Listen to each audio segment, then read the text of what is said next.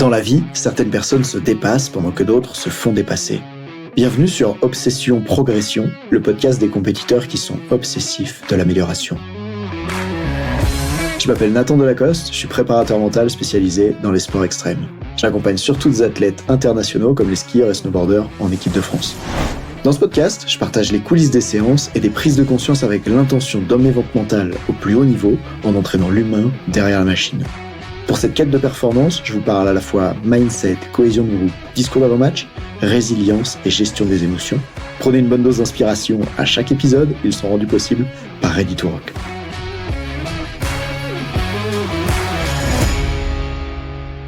L'influence des réseaux sociaux sur la performance. Dans cet épisode, ce qu'on va voir ensemble, c'est de quelle manière est-ce que les réseaux sociaux, en vrai, ça pourrit la perf de nos athlètes. Et je vais te prendre l'exemple d'un skieur que j'ai accompagné en équipe de France, d'un jeune d'environ 19 ans.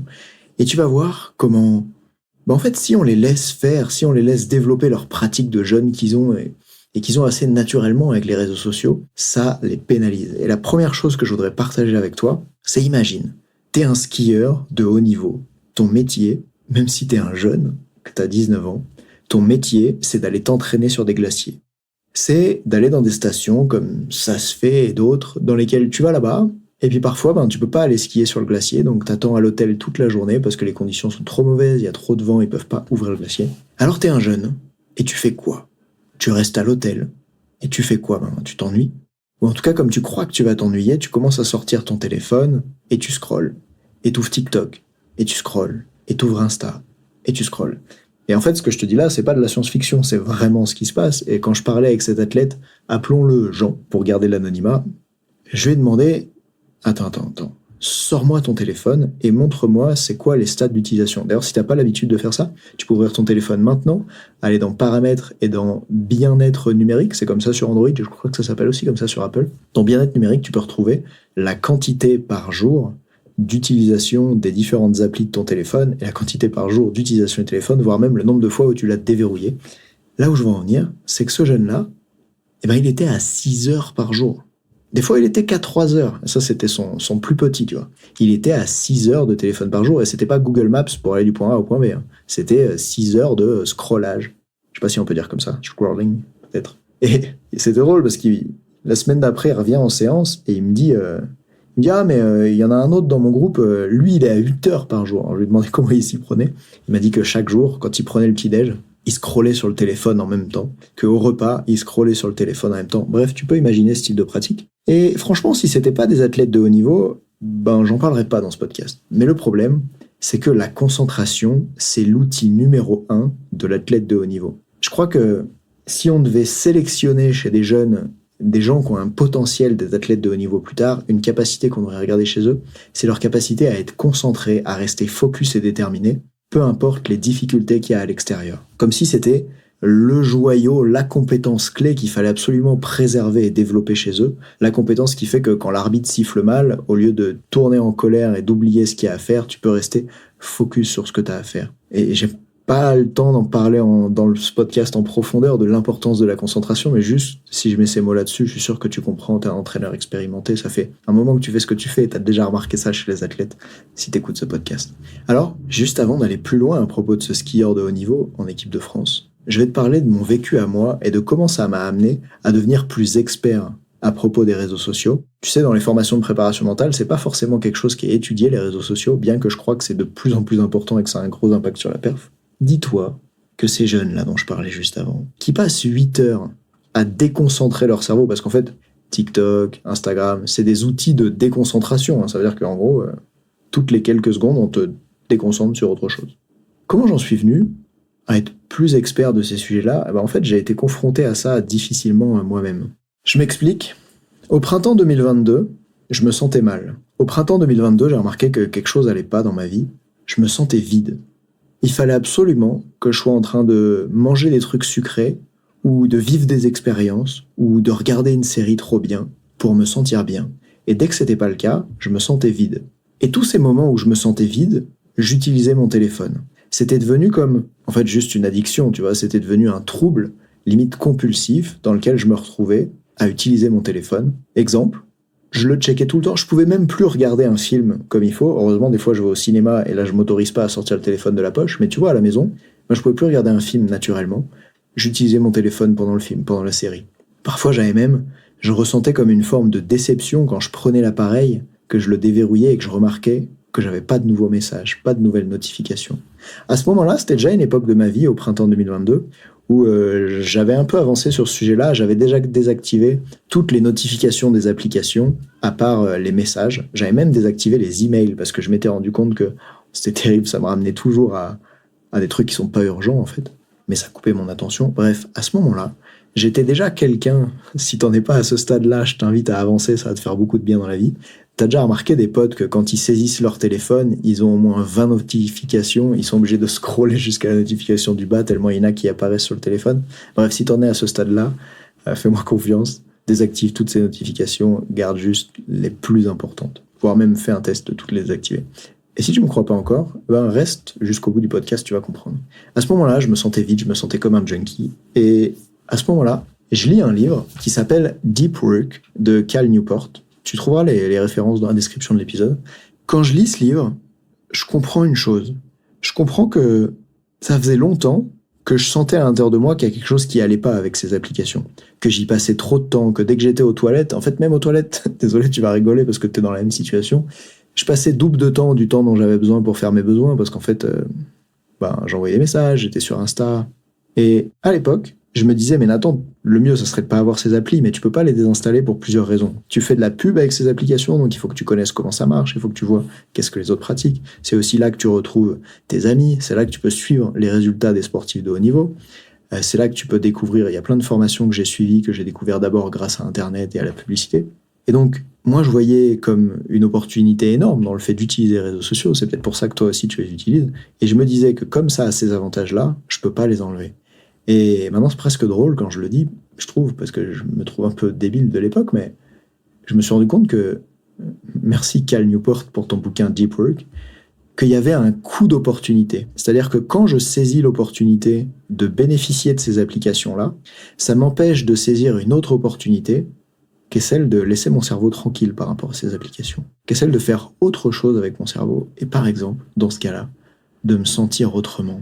Ce qui s'est passé, c'est que j'ai pris la décision de supprimer toutes les applications. J'ai supprimé Facebook, j'ai supprimé Insta, j'ai supprimé LinkedIn, TikTok, j'avais jamais utilisé encore à l'époque. Et j'ai seulement gardé les messages. Après seulement quelques jours, j'ai dans un stade où je trouvais ça bizarre, je sortais quand même tout le temps mon téléphone, et je zappais à gauche, et en fait je me retrouvais sur Google News. Et j'ai remarqué que mon addiction avait été remplacée par une autre. Cette fois-ci, je scrollais plus. Cette fois-ci, je me retrouvais sur Google News. Alors j'ai aussi désactivé Google News, tu sais, le truc qui t'affiche tout le temps les nouvelles news qui sortent. D'ailleurs, il y avait l'équipe, tu vois, c'était intéressant pour moi dessus. Mais j'ai fait l'effort, j'ai coupé tout ça, j'ai gardé que les messages. Et en quelques semaines, ma qualité de vie s'est drastiquement améliorée. Ça veut dire qu'au lieu de me sentir vide tout le temps et de toujours avoir besoin de quelque chose pour me remplir et d'avoir des troubles compulsifs où j'utilisais le téléphone alors que j'en avais pas besoin, d'un coup, en fait, j'allais mieux. Et si t'es dans cette situation, toi, avec les réseaux sociaux, je pense qu'au moment où tu écoutes ce podcast, c'est peut-être le moment pour toi de te dire « Ouais, il y a quelque chose à faire avec ça ». Si c'est pas encore le cas, écoute la suite. C'est un podcast Obsession Progression qui parle de performance. Alors je reviens à mon jeune skieur là, qui faisait 6 heures par jour. Et je l'ai éduqué. J'ai voulu lui montrer, d'abord dans un premier temps, quel impact ça a sur son cerveau, ces applications, comment elles sont conçues. Et je lui ai expliqué la notion de seuil de dopamine. Je te l'explique maintenant. Ces applis, tu sais peut-être, dans le cerveau, elles favorisent l'apparition d'une hormone qui s'appelle la dopamine. La dopamine, c'est l'hormone de la récompense, du plaisir et de la motivation. Cette hormone, elle est sécrétée à chaque fois qu'il y a une nouvelle information inattendue qui arrive. Il y a du plaisir dans les nouvelles choses, du plaisir à recevoir de l'information et plein d'autres choses. Ce qui se passe, c'est que pour être motivé, pour prendre du plaisir, il faut qu'il y ait suffisamment de plaisir dans le cerveau pour qu'il soit activé. C'est un peu comme un orgasme. Il faut qu'il y ait suffisamment de plaisir pour que l'orgasme soit là. Oui, je suis pas expert des orgasmes, mais je pense que tu peux comprendre. Il se passe un truc un peu bizarre dans le cerveau, c'est que si il est extrêmement stimulé, s'il y a très souvent de la dopamine, alors le seuil de stimulation augmente. Ça veut dire que pour obtenir un même effet, pour obtenir une même quantité de plaisir, une même quantité de motivation, il va falloir beaucoup plus de dopamine. Et c'est certainement une des raisons qui fait que Dans les drogues comme la cocaïne, dont je suis pas non plus un spécialiste, il faut toujours plus de doses dans les patients qui sont parkinsoniens et qui sont traités à la L-Dopa, à la dopamine. Avec le temps, ils ont besoin de plus en plus de grosses doses de dopamine et ils deviennent de moins en moins sensibles en fait à leur traitement, puisqu'il y a comme une désensibilisation qui se met en place. En gros, ce que je veux dire, c'est que quand tu passes ton temps à utiliser ton téléphone et à scroller, tu passes ton temps à donner à ton cerveau facilement de la dopamine. Et c'est dommage, parce que la dopamine, c'est l'hormone qui va t'aider, quand tu es en difficulté, quand il y a un objectif que tu dois aller chercher, à avoir le plaisir, la motivation de faire les efforts pour aller le chercher. La dopamine, elle n'est pas là par hasard. Il y a plus de 50 000 ans, elle aidait déjà des hommes sur la planète, et les femmes, à chasser, à aller chercher, du gibier. Et probablement que au moment où, pendant la chasse, on voyait les traces de l'animal qu'il fallait pister, quand on voyait les traces, boum, ça provoquait de la dopamine. Et ça renforçait la motivation alors que tu avais encore faim, que tu n'avais pas mangé depuis longtemps. Et quand tu voyais les traces, tu disais, allez, je suis un peu plus proche et je continue. Et ça, c'était l'effet de la dopamine. Et donc, ce que Jeune, il comprend quand je parle avec lui de la dopamine, c'est la chose suivante, c'est que si il passe son temps à en donner gratuitement avec son cerveau en utilisant les applications, il peut plus bénéficier des effets positifs de la dopamine pour la performance sportive. Et je crois que dans la performance sportive, c'est quand même vachement important d'être motivé, d'avoir du plaisir et de ressentir des récompenses à l'intérieur de soi, n'est-ce pas? Donc, je commence à l'éduquer à propos de ça, à propos de son fonctionnement. Pourquoi? Parce que si je lui avais dit, mec, il faut que tu arrêtes les réseaux sociaux, ça n'aurait pas marché. Les gens, pour adopter le bon comportement, des fois, ils ont besoin d'abord de comprendre pourquoi. Mais ça suffit pas, parce que tout le monde sait que pour perdre du poids, il faut bien manger et faire de l'activité physique, et pourtant, tout le monde ne le fait pas. Donc, on va y venir après, aux autres aspects. Maintenant, on a été voir aussi avec lui, ça serait quoi l'opportunité? Qu'est-ce qui se passe pour le cerveau quand il est non occupé? Parce que depuis cette nouvelle génération d'applications, on est tout le temps en train de faire un truc avec notre cerveau. Pourtant, il y a plein de bénéfices, notamment pour la créativité, pour l'introspection, pour la fixation d'objectifs, à faire en sorte que le cerveau soit pas occupé de façon externe, mais plutôt occupé par des processus qu'il y aurait à l'intérieur. Et sans entrer dans le détail dans ce podcast-là, ça sera peut-être l'occasion d'un prochain podcast. Ce sur quoi on a avancé avec ce jeune, qu'on appelle Jean depuis tout à l'heure, c'est l'idée d'une désensibilisation progressive. Je lui ai posé cette question. Je lui ai dit, ok, avec ce que j'ai dit là, est-ce que tu comprends à quel point ça pourrait être intéressant pour toi de faire évoluer ta pratique des réseaux sociaux? Et là, il m'a dit oui. J'ai dit, ok, est-ce que tu es prêt à changer? Il m'a dit oui. J'ai dit, ok, d'après toi, c'est quoi la première chose que tu peux changer qui aurait le plus d'impact? Il m'a dit, je sais pas trop et tout. Je lui ai dit, avec ce que tu m'as montré là, je crois que l'utilisation de TikTok, c'est la chose qui pourrait avoir le plus d'impact. Et du coup, ça s'est passé comme ça. Il a décidé de supprimer TikTok. Pour que ça marche, je lui ai pas fait une suppression à vie, parce que c'est très dur à tenir pour le cerveau. C'est comme si tu te disais à vie, je vais aller faire 30 pompes tous les jours, tu tiendras pas. Par contre, tu peux le faire avec une deadline. Et on a décidé que pendant les 2 prochaines semaines, il allait vivre sans l'application TikTok installée sur son téléphone et ça lui donne un objectif à atteindre. Ce qu'il a fait. Et puis on s'est revus plus tard. Et il a commencé à me parler des bénéfices que ça avait pour lui. Je t'en dirai plus dans un instant. Mais juste avant, on a voulu aller encore un peu plus loin. Quand il est revenu en me disant que c'était mieux et il m'a dit « Ah en fait, TikTok, ça m'a pas du tout manqué. » Alors à ce moment-là, j'ai dit « Ok, ça serait quoi la prochaine étape pour aller encore plus loin, tu vois ?» Il me dit « sur Insta, je passe encore beaucoup de temps. » Et là, je lui ai proposé de faire autre chose. On a vu ensemble qu'Insta, c'était important pour lui parce qu'il veut développer ses réseaux sociaux pour obtenir des sponsors. Et comme je le disais tout à l'heure, tu sais, ce sujet, il est pas facile des réseaux sociaux parce qu'il y a des inconvénients à les enlever et il y a beaucoup de bénéfices à les avoir. Mais du coup, comment on peut trouver le meilleur équilibre là-dedans? Eh bien, avec lui, on l'a trouvé. Je lui ai dit, ok, Insta, ce que tu veux, en fait, c'est réduire. C'est quoi pour toi qui serait un challenge ambitieux et réalisable qui te permet d'utiliser Insta pour ce que tu en as besoin pour développer ton activité d'athlète et en même temps pas trop, parce que tu sais que tu veux un cerveau performant et que ça t'empêche de l'avoir, en fait.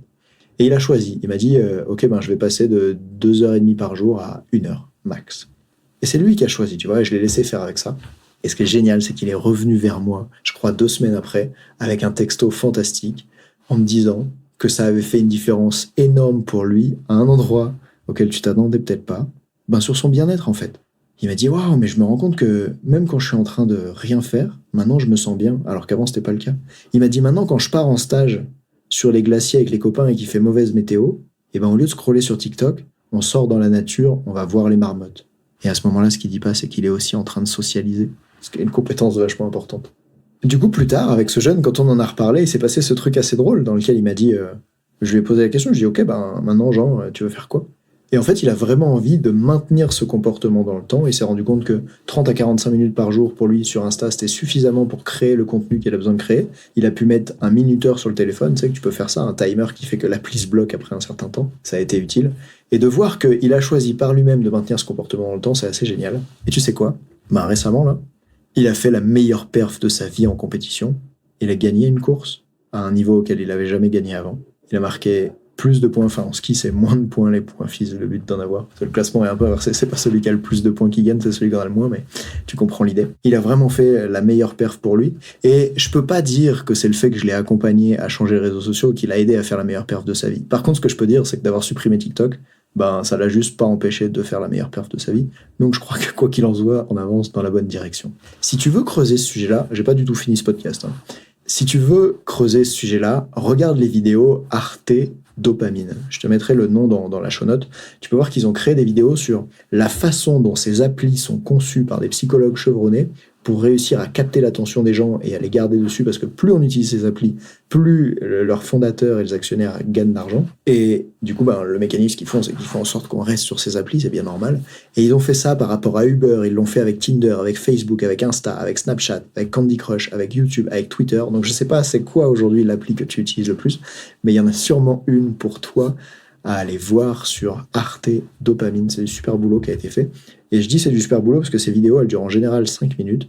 Et tu peux très bien, si tu te rends compte que tu as un des athlètes avec qui t'es, qui est en difficulté sur les réseaux sociaux, tu peux très bien lui envoyer ça. Parce que la première chose à faire pour que les gens échangent de comportement, c'est de les éduquer. Quand j'étais à l'école, j'avais horreur du théorème de Pythagore, parce qu'aucun prof a jamais été capable de me dire pourquoi ça me serait vraiment utile plus tard. Et j'aurais aimé être capable de faire de la finance, tu vois, de compter la trésorerie et de faire des pourcentages quand j'étais jeune. Et malheureusement, des fois, c'était la géométrie. Et en fait, à partir du moment où j'ai compris que les maths, ça pouvait me servir à un certain endroit, ça a commencé à m'intéresser plus. Si on veut que les gens changent de comportement, on a besoin qu'ils comprennent pourquoi. Alors, tu peux les envoyer, pourquoi pas, vers ces vidéos-là.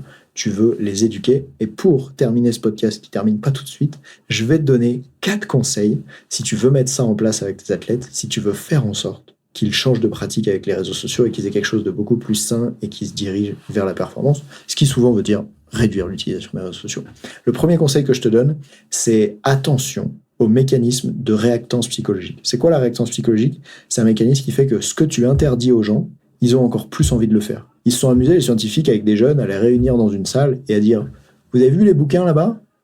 C'est des livres porno, il faut pas aller les lire. » Ça, c'était un groupe test. Dans un autre groupe test, ils ont mis les jeunes dans une salle, ils ont rien dit. Et ce qu'ils ont remarqué, c'est que les jeunes à qui on a dit « faut pas aller lire ces bouquins-là », ils ont été les lire plus que les autres. C'est un peu l'effet Roméo et Juliette, tu vois, c'est on t'interdit un truc et du coup t'en as plus envie. Donc attention au mécanisme de réactance psychologique. Si tu te dis « ah, j'ai bien écouté le podcast de Nathan, il faut que les jeunes diminuent l'utilisation des réseaux sociaux, donc avec eux je vais prendre le raccourci, je vais juste leur dire de supprimer TikTok et d'aller faire moins d'1 heure par jour d'Insta comme Jean », tu sautes des étapes qui peuvent être dangereuses, qui peuvent accentuer l'envie qu'ils ont d'aller sur ces réseaux.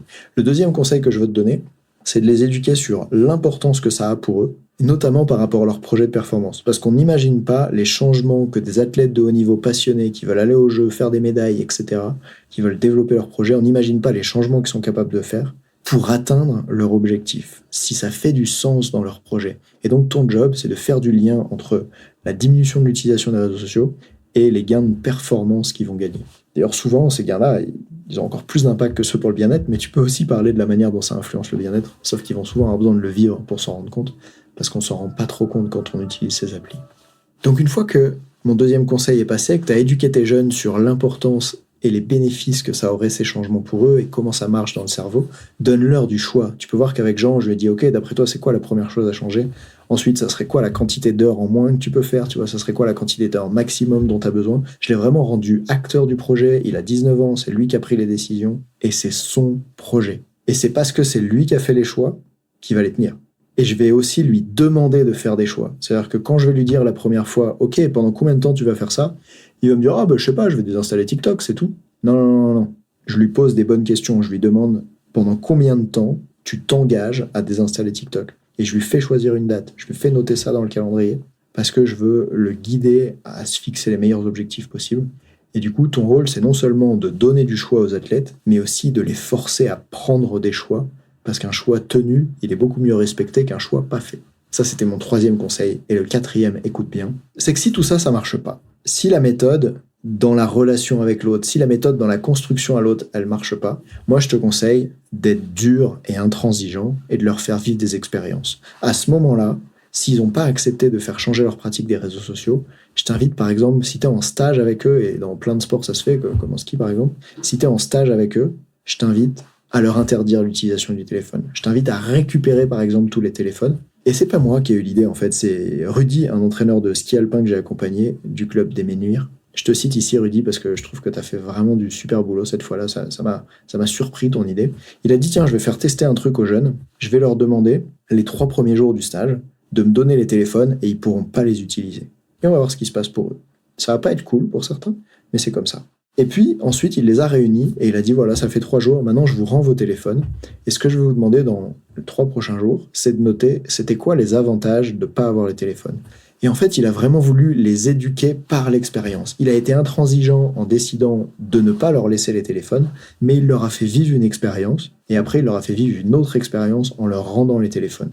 Et là, tenez-vous bien, les jeunes, qui à l'époque étaient des U13 et U16 de mémoire, on dit que du coup, ils passaient beaucoup moins de temps les uns avec les autres. C'était cool de pouvoir parler plus avec leur famille, mais ils ont remarqué qu'ils prenaient moins de plaisir, ils allaient plus jouer au tourniquet par exemple qu'il y avait à l'hôtel, ils allaient socialiser moins, et donc ils ont été capables de mettre de la conscience sur le coût d'opportunité, sur qu'est-ce qui manque quand j'ai la chance d'utiliser mon téléphone.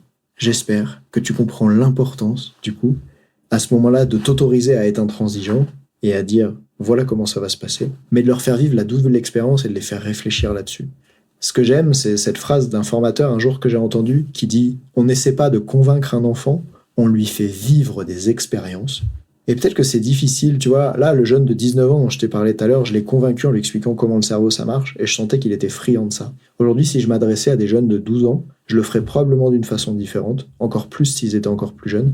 Et notamment, tu vois, j'accompagne pas des sportifs de 5-6 ans, mais je pense que ton rôle, si t'es parent et que t'accompagnes des jeunes de cet âge-là dans la vie, c'est d'être intransigeant. C'est genre, ils sont incapables de choisir. Et même, d'ailleurs, faut que tu saches que la partie préfrontale dans le cerveau, le lobe préfrontal, le lobe qui dit « c'est bon, j'ai assez de dopamine, je peux passer à autre chose », il n'est pas suffisamment développé avant la fin de l'adolescence pour qu'en fait, il soit capable de dire « stop, ça me suffit ». C'est comme si quelqu'un pouvait manger à l'infini parce qu'il n'y a jamais la réponse de satiété qui lui vient. Il n'y a jamais ce truc qui lui dit « ah, bah là, c'est bon, t'es bien rempli, t'as plus faim ». Avec la dopamine, les jeunes, ils n'ont pas ça. Donc, c'est notre responsabilité en tant qu'éducateur, en tant que parent, de dire stop en fait, de mettre du contrôle parental, de fixer des limites, etc.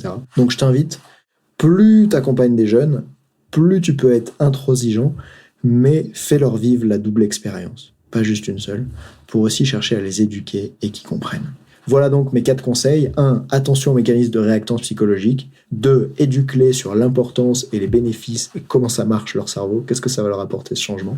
3. Donne-leur du choix, fais-leur prendre des décisions, fixe des délais, tu vois, bref, fais-leur prendre du choix.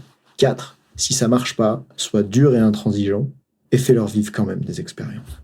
Allez, il est l'heure, il est 12h39 à l'heure où j'enregistre ce podcast. Je crois que j'étais beaucoup trop chaud de te partager ça ce soir. J'ai pris vraiment beaucoup de plaisir à le faire. N'hésite pas à me partager en retour, tu vois, je passe sur Insta ou par email. Comment c'est pour toi les réseaux sociaux ? Je pense qu'il y a peu de coachs mentaux qui s'expriment sur le fait que dans leur vie, ça peut être difficile à gérer.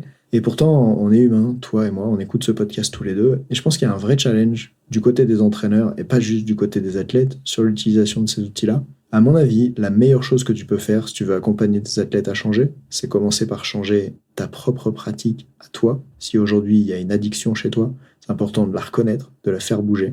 Et tu seras tellement plus inspirant au moment où tu veux leur transmettre. Moi, avec Jean, je lui ai dit comment le fait d'avoir changé ça dans ma vie, ça a changé ma vie. Et quand je lui en ai parlé avec l'expérience, il avait beaucoup plus envie d'écouter ce que j'avais à dire ensuite.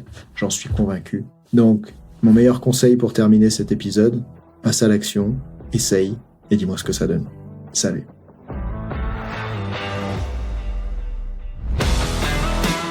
On dit souvent que le mental, c'est 70% de la performance à haut niveau. Pourtant, rares sont ceux qui l'entraînent au moins de 10% du temps. En écoutant jusqu'ici, t'as donné à la dimension mentale un peu plus de la place qu'elle mérite chaque semaine. Bien joué. Ma mission audacieuse, c'est d'aider le monde du sport à se transformer en profondeur et je veux faire en sorte que plus aucun coach ne passe à côté de la psychologie de ses athlètes. C'est pour accomplir ça que je crée une tonne de vidéos sur YouTube et des épisodes comme celui que tu viens d'écouter. Alors, je vais pas te demander d'inscrire de force tes amis au podcast et en même temps, si tu peux en parler à quelqu'un qui va l'adorer, quelqu'un à qui ça serait utile, ta recommandation, elle signifie beaucoup pour moi.